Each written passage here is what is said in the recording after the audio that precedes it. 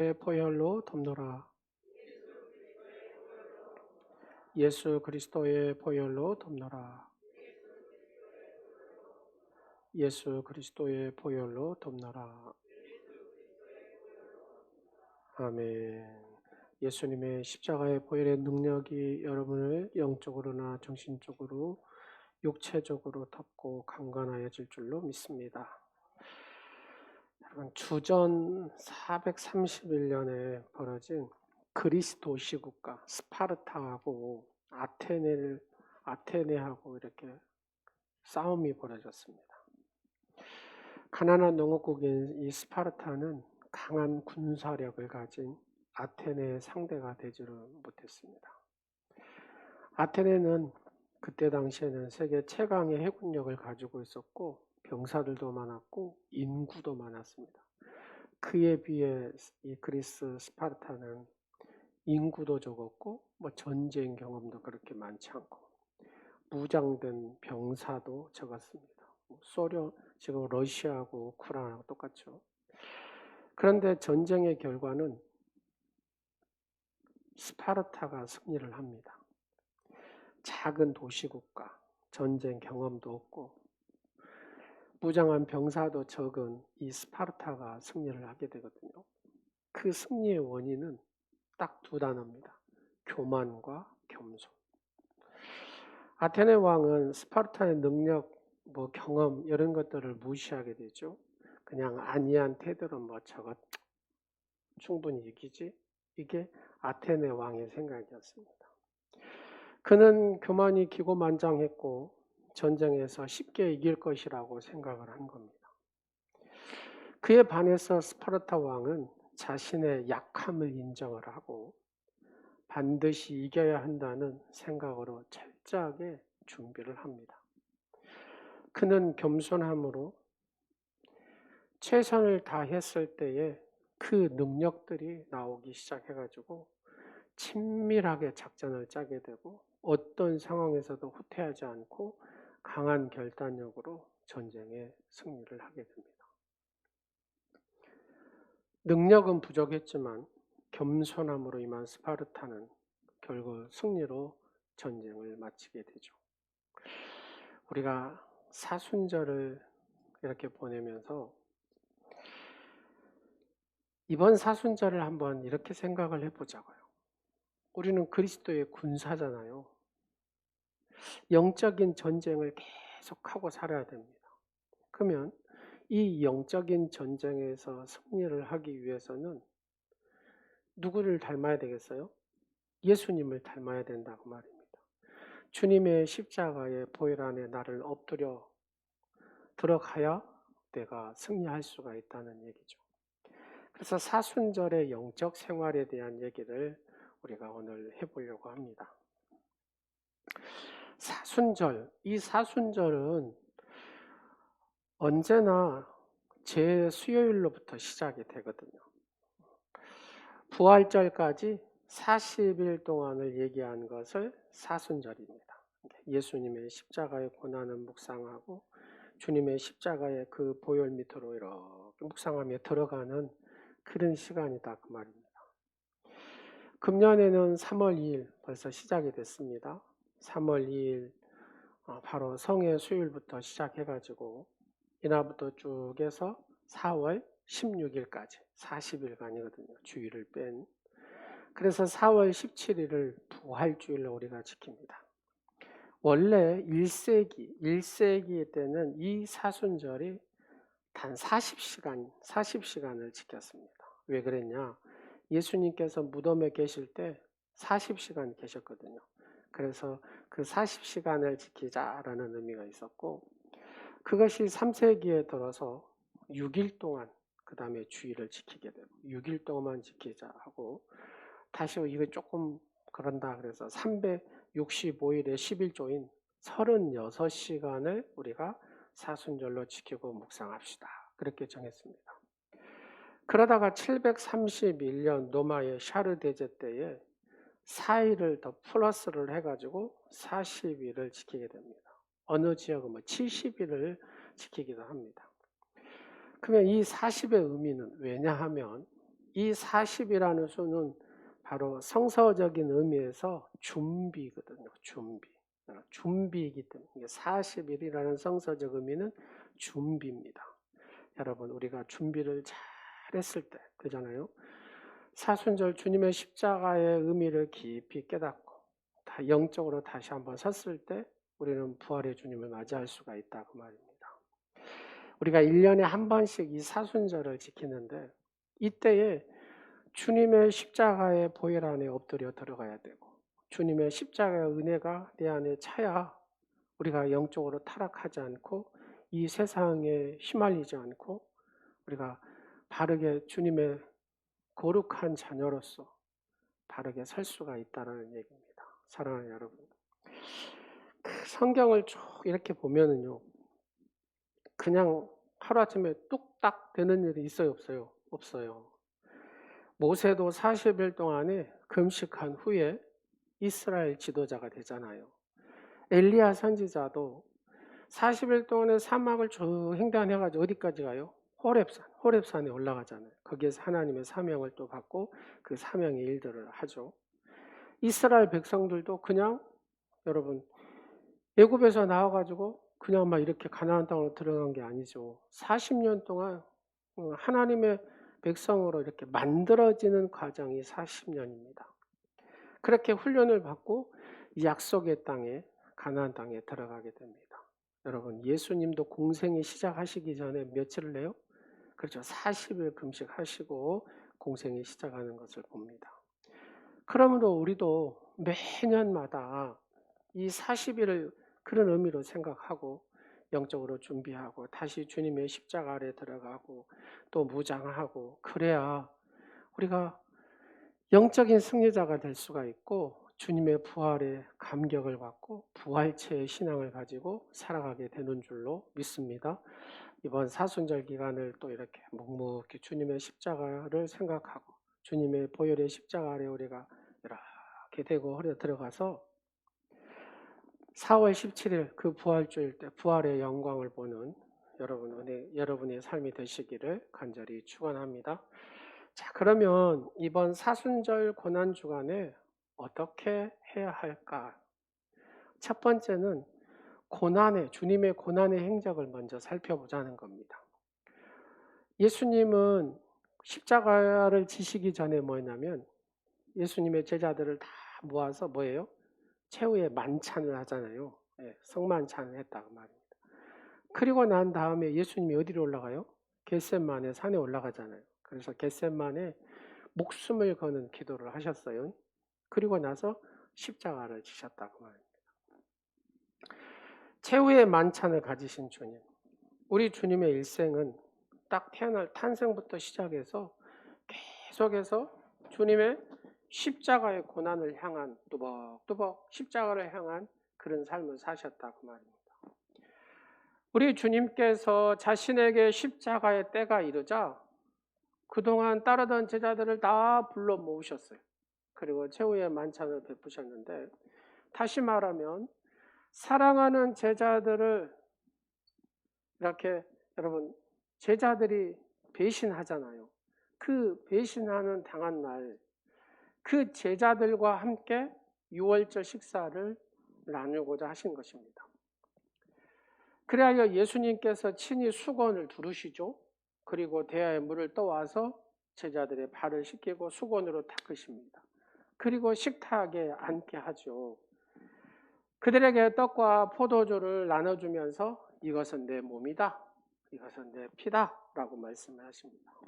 이것은 바로 예수님 자신의 죽음이 단순한 형벌이 아니라는 것을 얘기하는 겁니다.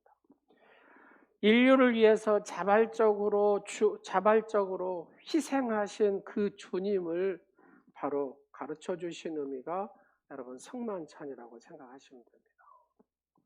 그러므로 우리 모두 겸손히 섬김의 본을 보이시면서 자신을 희생하신 그 우리 주님을 이 사순절 기간에 다시 본받고 영적으로 무장하는 십자가 군병들이 되기를 간절히 축원합니다.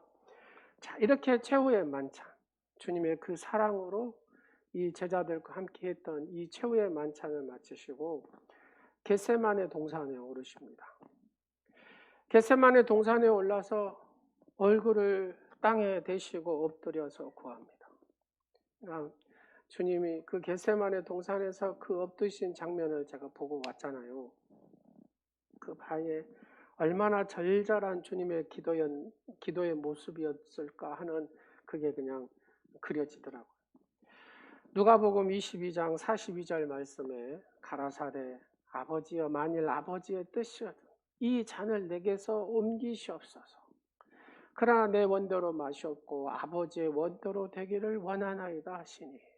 여러분, 다시 말하면 자기의 뜻을 포기하는 시간이잖아요. 여러분 죽이는 시간이 쉬워요, 어려워요? 네, 무지하게 어렵죠. 자기를 내려놓는 것이 정말 힘듭니다.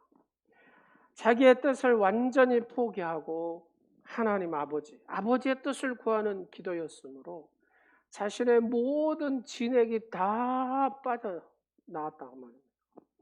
자기의 모든 진액을 다 쏟아내놓는 시간, 그런 간절한 기도의 시간이었습니다. 그러나 이 세상 어느 누구도 이 주님과 함께하지 않았습니다. 얼마나 외로운 기도였겠습니까? 그렇게 사랑했던 베드로, 그렇게 사랑했던 요한, 야고보도 주님과 함께하지 못했습니다. 그들은 주님의 그런 간절한 진액을 쏟는 그 시간에 굴굴 잠을 자고 있었습니다.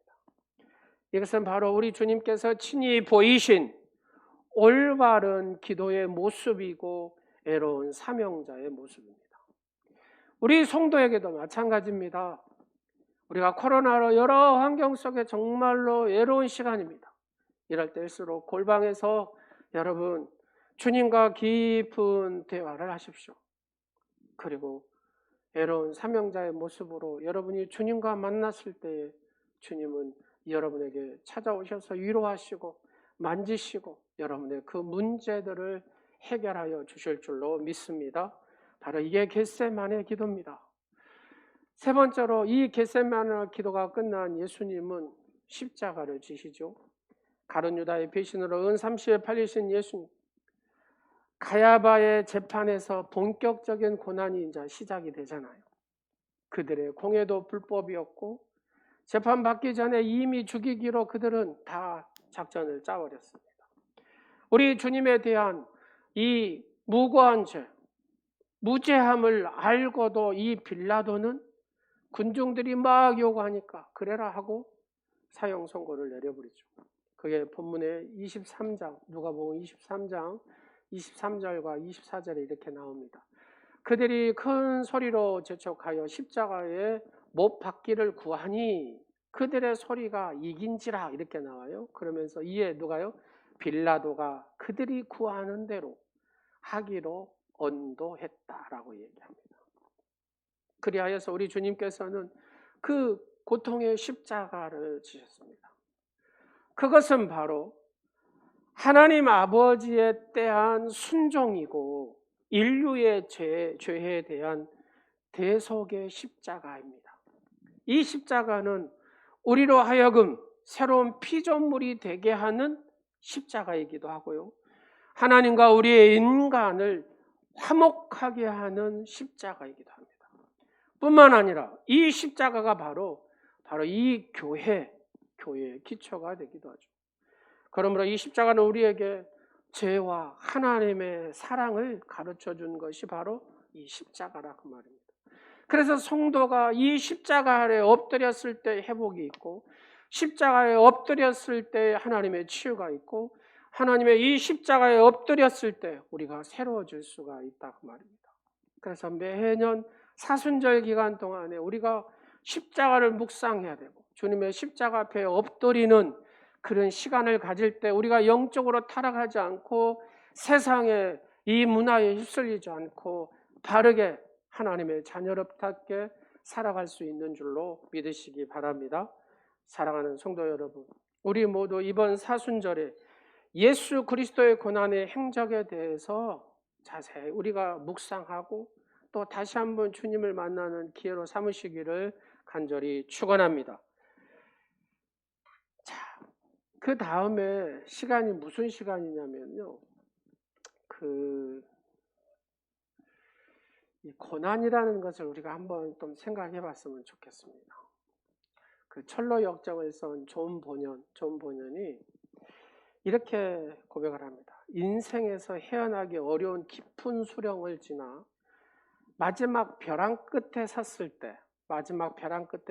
때 자기의 삶의 처지를 이렇게 표현을 해요. 만약 예수님께서 나를 맞이하실 때, 예수님께서 나를 맞이하실 때에 예수님이 칼을 들고 이렇게 있는 겁니다. 칼을 들고 나를 죽이려는 마음식으로 예수님이 칼을 들고 이렇게 나오실지라도 나는 그분의 발 아래 내 몸을 던질 것입니다. 이렇게 표현합니다. 여러분, 예수님께서 나를 맞이하실 때 칼을 들고 딱 이렇게 있어요. 그러면 여러분 어떻게 하실 것 같아요? 여러분은 도망갈 것 같습니까? 그래도 주님 앞에 막 달라들 것 같습니까? 한번 생각해 보세요. 존 본연은 주님이 이렇게 칼을 들고 나를 치시려고 하는 그 모습 속에 있을 때 자기는 그 주님의 발 앞에 내 몸을 던진다 이렇게 표현합니다. 왜냐하면 그분만이 나의 최후의 희망이기 때문에, 예수님만이 나의 최후의 희망이기 때문에, 내 가정의 최후의 희망이기 때문에 나는 예수님이 칼을 들고 계셔도 나는 그 발에 엎드려 들어간다라고 얘기합니다. 이 이야기는 고난의 극한 상황이 바로 예수님에 대한 절박한 신뢰를 불러 일으킨다는 말과 같습니다.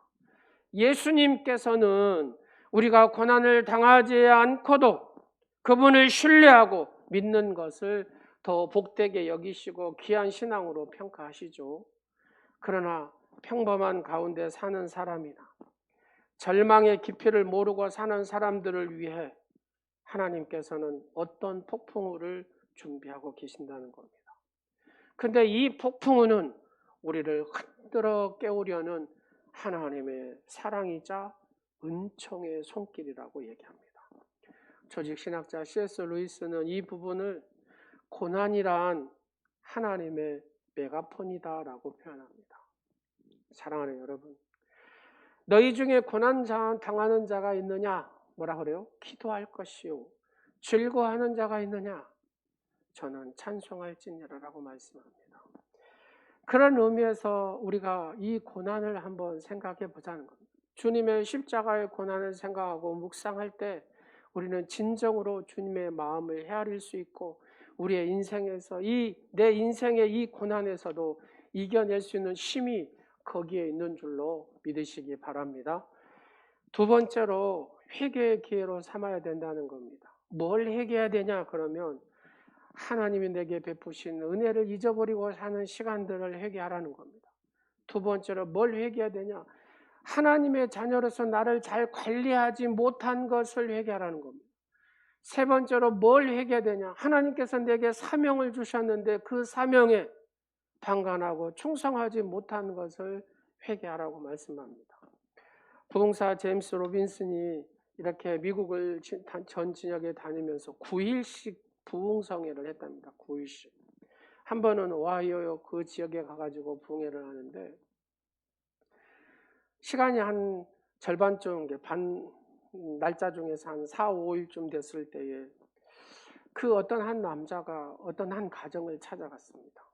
그러면서 부인께서는 저를 모르시겠지만 제가 여름에 이래갖고 당신의 그 잔디 깎는 그 도구를 제가 훔쳐간 사람입니다. 그렇게 얘기를 하는 거예요. 그러면서 제가 이렇게 로빈스 목사님 집회를 참석해가지고 내가 죄인임을 깨닫고 내가 회개하고 주님의 자녀가 됐습니다. 그래서 이 훔친 물건을 돌려드리고 그 다음에 못한 것들을 좀 플러스해서 이렇게 가졌습니다 하고 스스로 와서 사과하고 진심으로 고백했다는 겁니다. 여러분, 그러면 진정한 회개는 뭐냐? 단순히 하나님 내가 잘못했어요 이걸로 끝나면 안 된다는 겁니다. 회개는 행동으로 나타나야 된다는 겁니다. 이 사람처럼 말입니다. 자기가 가져갔으니까 이걸 돌려주되 그 다음에 그 안에서도 못한 게 있잖아요. 거기까지 플러스 해가지고 그것이 뭐냐? 회개의 열매라는 겁니다. 그냥 내가 잘못했어요 하고 이거는 회개라고 할 수가 없다라는 얘기입니다.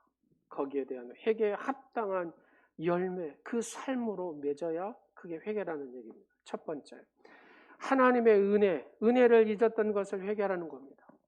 사랑의 하나님께서 우리에게 더러운 죄와 저주와 사망, 예수 그리스도께서 담당하시고 우리에게 참 자유와 구원을 주셨습니다. 버림받을 수밖에 없는 나를 당신의 자녀로 삼으셨고 천국의 백성으로 삼아주셨습니다. 그리고 하나님의 거룩한 사역에 쓰임받게 하셨습니다. 참으로 유한한 이 인간이 무엇이기에 이토록 엄청난 내게 복을 주십니까? 하는 겁니다. 그럼에도 불구하고 배은망덕하여서 우리의 인간은 우리의 모든 내게 베푸신 그 은혜를 다 잊어버리고 제 잘난 맛에 살아가는 겁니다. 그렇죠. 내 힘대로 내가 이렇게 이루었다라고 생각합니다. 내 잘난 맛에 내 교만함으로 살아가는 것이죠. 하나님의 은혜를 잊어버리고 말입니다. 그래서 우리는 이 사순절 기간에 나를 다시 한번 되돌아보자는 겁니다. 내게 베푸신 그 은혜들을 다시 상기하자는 겁니다. 그리고 철저히 회개하고 진정으로 하나님이 원하시는 그런 복된 성도의 삶을 살자는 얘기입니다. 이 회개하지 않을 때는 절대로 나를 돌이킬 수가 없습니다. 하나님 앞에 회개의 기도가 없이는 내가 절대로 새로워질 수 없습니다. 내가 회개하지 않고서는 하나님의 능력이 내게 임하지 않습니다. 내가 회개하지 않고는 절대로 내 삶에 회복이 일어날 수가 없습니다. 그래서 하나님의 베푸신 그 은혜를 잊었다면 다시 한번 주님의 십자가의 그 발 아래에 엎드려 들어가서 그 은혜를 다시 한번 상기시키고 다시 회복되어서 하나님의 사람으로 거듭나야 될 줄로 믿습니다. 두 번째로는 자신을 관리하지 못한 것에 대해서 회개하자는 겁니다. 예수 그리스도께서 십자가의 지심으로 인하여서 더럽고 추악한 죄와 저주와 사망에서 건짐받은 자잖아요. 그럼에도 불구하고 우리는 내 몸과 마음을 의식구조와 언행 심사를 나의 삶의 자세를 거룩하고 아름답게 가꿔야 되는데 그렇지 못하고 순간적인 기분과 감정에서 무너져버리고 육신적인 욕구에 무너져버린 나를 뿐만 아니라 때로는 악인들의 꾀에 넘어가기도 하고 죄인들의 길에 서서 오만불선했던 나의 모습을 보게 됩니다. 더 나아가서 영적인 것보다는 육적인 것 더 생각이 앞섰던 나의 모습, 영원한 것보다는 순간적인 것에 더 빠졌던 나의 모습, 하늘의 것보다는 땅의 것에 세속적인 것에 이끌렸던 나의 모습들을 되돌리자는 겁니다. 이 모든 제약이 나를 붙들고 나를 꼼짝도 못하게 만들어버리는, 내가 관리하지 못해서 육신의 영예보다는 육적인 것이 나를 더 붙들어버리는 이 모습들을 회개해야 된다는 얘기입니다. 그렇지 않으면 우리는 하나님과 멀어질 수밖에 없고 모든 삶의 우선순위에 하나님보다는 세상이 먼저 될 수밖에 없습니다.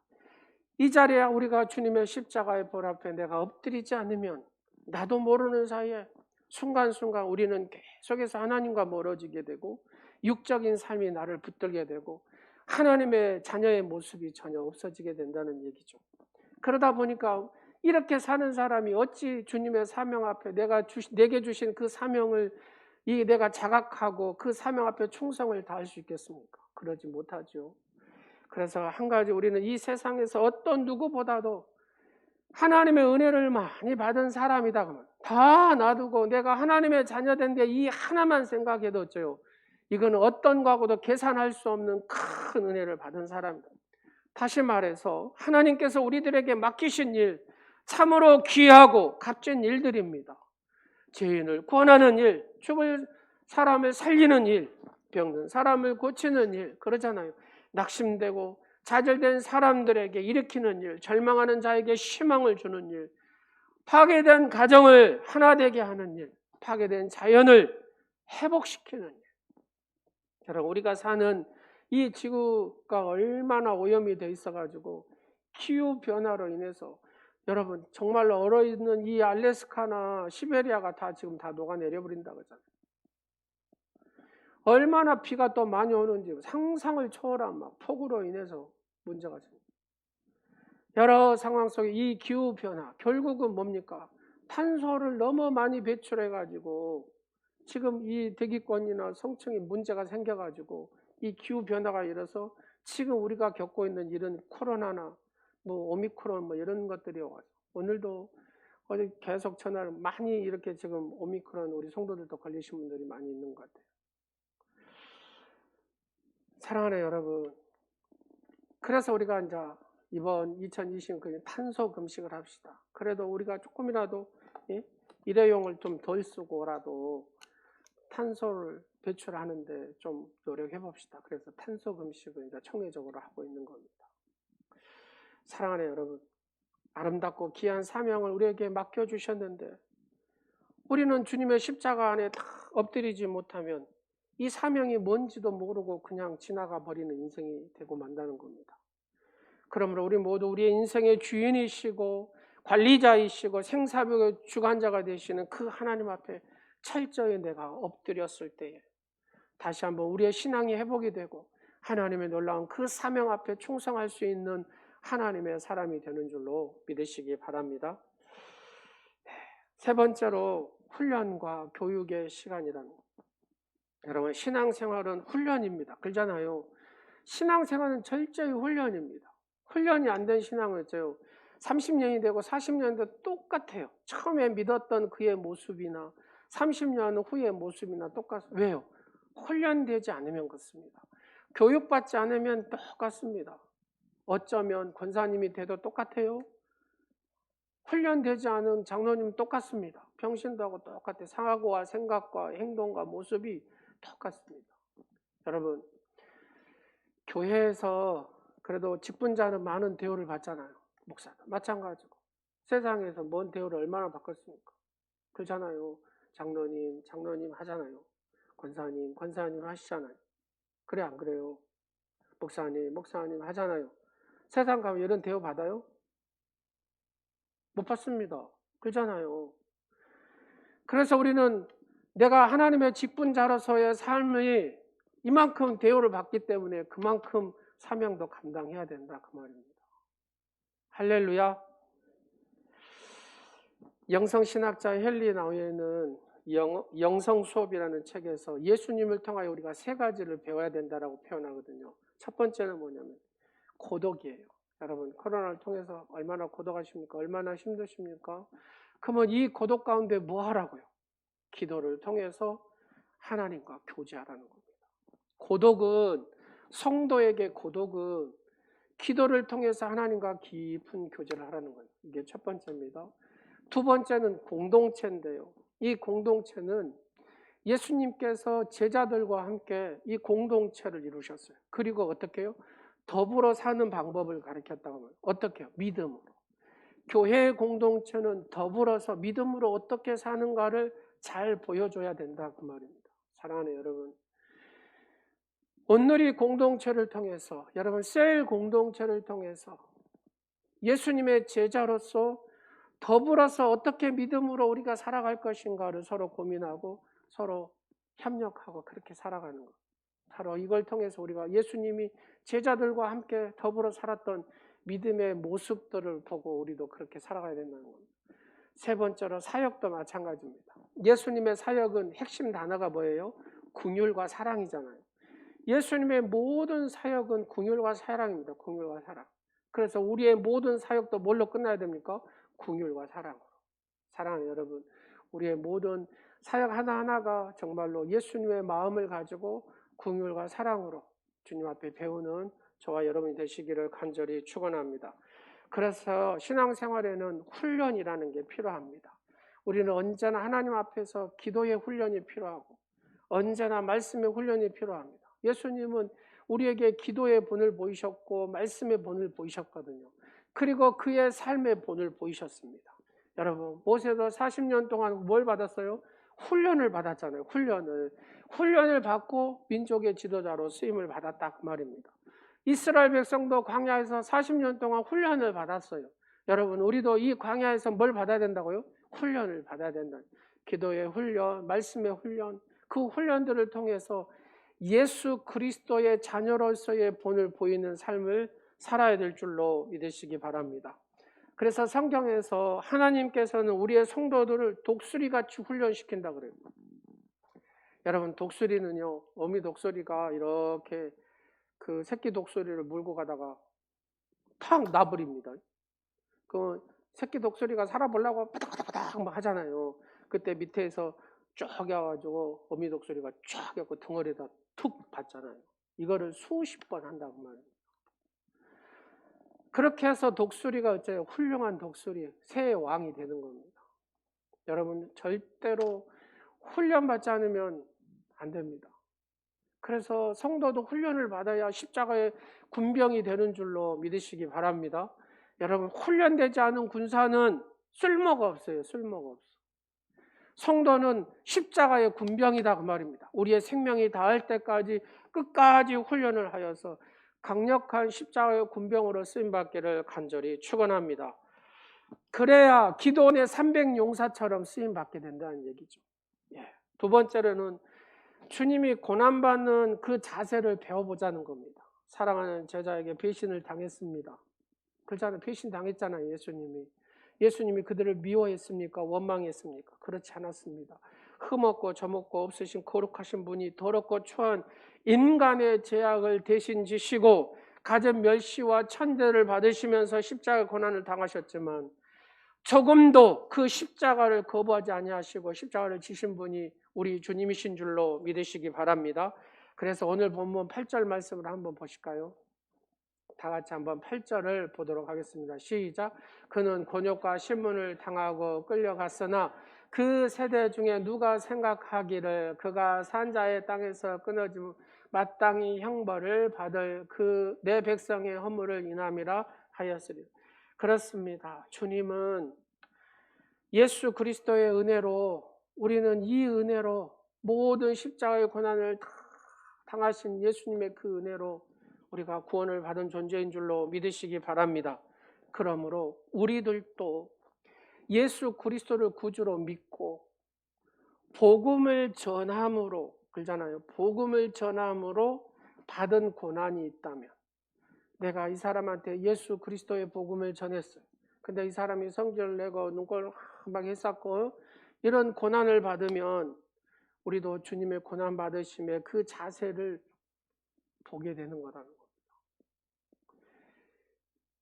예수 그리스도의 복음을 전함으로 그 전함을 통해서 내가 고난 받으면 바로 그 주님의 고난 받은 그 모습을 내가 배우는 자세가 된다는 겁니다. 사랑하는 여러분, 복음 전하기 힘들죠. 그러나 그 복음을 전할 때 주님의 고난받음의 그 자세를 내가 배우는 거라는 겁니다. 주님은 그래서 우리에게 이런 고난을 다 당하셨다라고 성경은 기록하고 있습니다.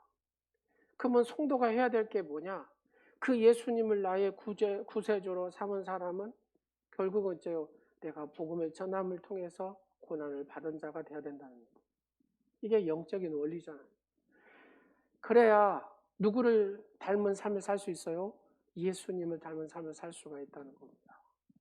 무엇보다도 그분의 겸손의 옷을 입게 된다는 얘기입니다. 만왕의 왕이심에도 불구하고 죄인의 형상을 입고 이 세상에 오셨습니다. 죄인들의 병든 자와 가난함과 버림받은 자와 세리와 천기들을 위하여 사셨습니다. 그뿐만 아니라 이 세상의 모든 사람들의 차별 없이 그들에게 사랑을 베푸셨습니다. 죄와 저주를 대신 지시고 그 십자가를 지셨다 그 말입니다.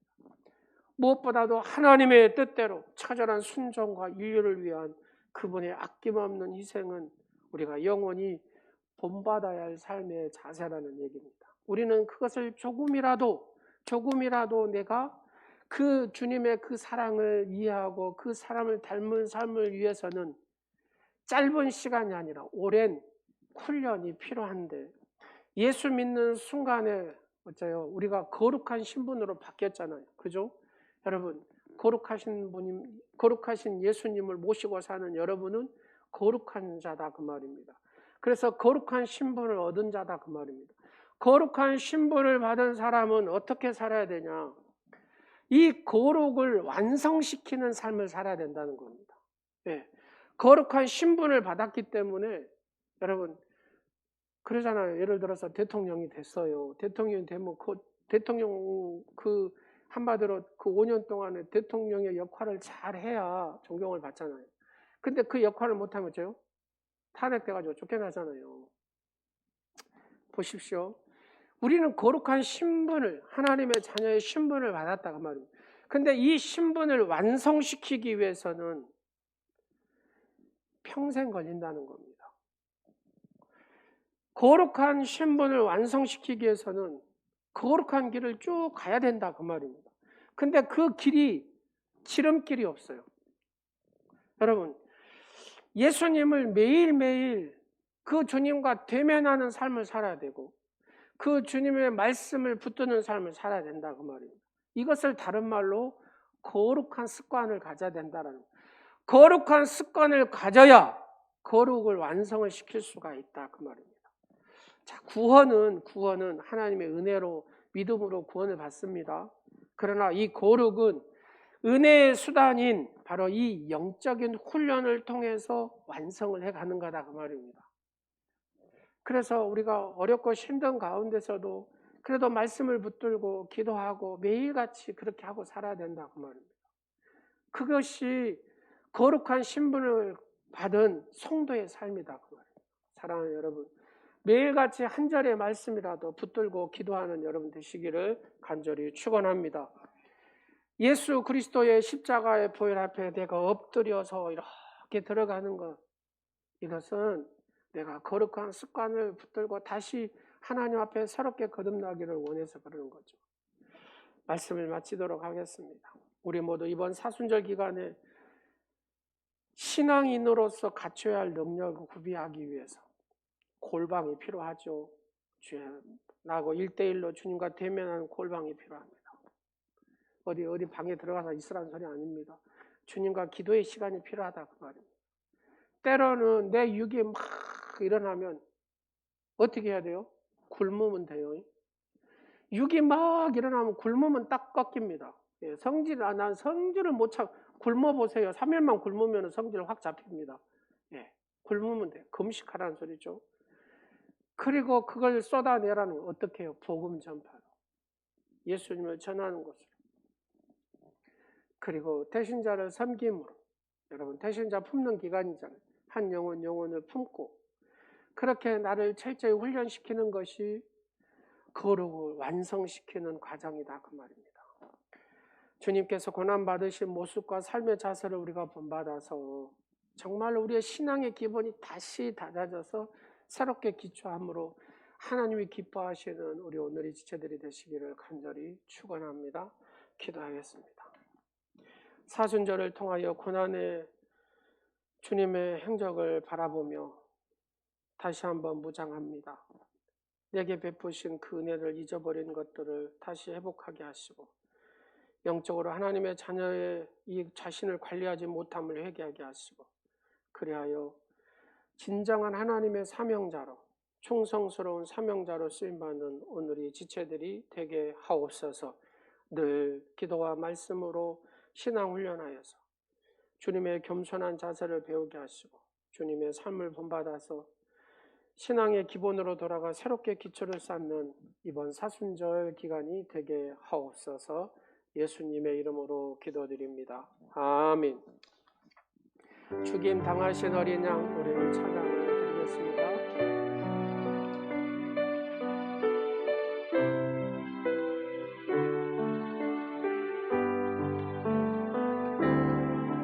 죽임 당하신 어린 양 모든 족속과 망원 백성과 나라 가운데서 우리를 비로사서 하나님께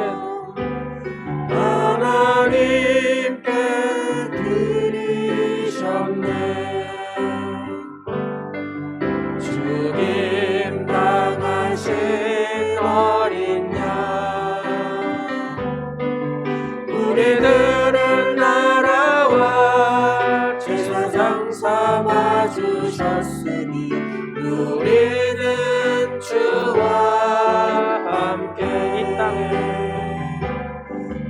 땅에서 다스리는 주님 향하신 어린 양 능력과 부어지에 힘과 존귀와 영광 찬송 받으시기에 합당하신 죽임 당하신 어린 양 죽임 당하신 어린 양 능력과 부어지에 힘과 존귀와 영광 찬송 받으시기에 합당하신 우리 한 번만 더 하겠습니다. 죽임 당하신 어린 양 죽임 당하신 어린 양 능력과 부어지에 힘과 존귀와 영광 찬송 받으시기에 합당하신 어린 양 영원히 죽을 생명에게 영원한 생명을 주신 하나님 아버지, 오늘 우리가 하나님의 성전에 나와서 예배를 드리며 헌금을 드리는 이유가 영원한 생명을 주신 하나님의 은혜 때문임을 알게 하심을 감사드립니다. 지난 한 주간에도 하나님의 은총에 감사하고 하나님께서 기쁜 마음으로 저희 안에 역사하심을 믿고 살게 하심을 감사드립니다. 예수님께서 베풀어 주신 생명은 돈이나 부하도 대신할 수 없는 무한한 가치가 있사오니 영원한 생명을 애물에 비교하지 말고 하나님의 사랑과 은혜와 용서와 구원의 최선을 다한 마음으로 봉헌하는 우리의 삶의 자세가 되게 하옵소서. 인간의 생사복을 주장하시는 하나님 아버지, 우리가 사는 일이나 죽는 일이 하나님의 손에 달려 있음을 우리가 깨닫게 하시고, 우리가 저주와 화를 당하거나 하나님의 축복을 받는 일도 전능하신 하나님께서 좌우하심을 믿고 구하는 복된 성도의 삶이 되게 하여 주옵소서. 하나님의 뜻에 합당하게 신앙생활을 하며 일상생활에서도 하나님 말씀대로 기도하며 살아가는 복된 성도들이 되게 하옵소서. 특별히 이 사순절 기간에 주님의 십자가 그 보혈 안에 엎드리는 오늘의 지체와 오늘 예배하는 사랑하는 성도들이 되게 하옵소서. 육신의 질병 가운데 아파하고 힘들어하고 낙심하고 좌절하여 있는 사랑하는 성도들 주님 위로하여 주시고 예수님의 피 묻은 손으로 어루만져 주시고 치유하여 주옵소서. 코로나로 또 아파하고 힘들어하는 성도들도 있습니다. 하나님의 능력의 권능의 손으로 만져주시사 속히 치유받게 하옵소서. 온전한 11조로 하나님 앞에 드리게 하시고 하나님 약속하신 그 은혜대로 쌓을 곳이 없도록 부어 주시옵소서. 범사에 감사하여 헌금을 드리는 성도들에게 매마다 때마다 일마다 감사할 일들이 생겨나게 하시고 또 하나님 앞에 영광 돌리는 감사의 축복자가 되게 하옵소서. 귀한 예물이 쓰이는 데마다 하나님의 뜻이 나타나게 하시고 복음의 전파와 생명의 역사들이 일어나는 놀라운 은혜가 있게 하여 주옵소서. 주님의 사랑하는 모든 성도들 전능하신 날개 아래 품어주시고 보혈의 능력으로 온전케 하옵소서. 예수 그리스도의 이름으로 축복하오며 지금은 목숨을 버려 자신을 희생하심을 구원의 축복을 주신 예수 그리스도의 은혜와 구원받은 자녀들에게 어제나 오늘이나 영원토록 동일한 모습을 안아주신 하나님의 사랑과 우리의 삶의 방향을 선하게 인도하시는 성령님의 역사하심이 행위로 얻은 구원이 아니라 오직 믿음으로 얻게 된 구원의 선물에 감사하며 올해 2022년 사순절을 주님의 십자가의 보혈 앞에 엎드리며 영적인 신앙생활을 하기로 다짐하는 사랑하는 성도들 머리 위와 가정 가운데 이제로부터 영원토록 함께 하옵시기를 간절히 축원하옵나이다. 아멘.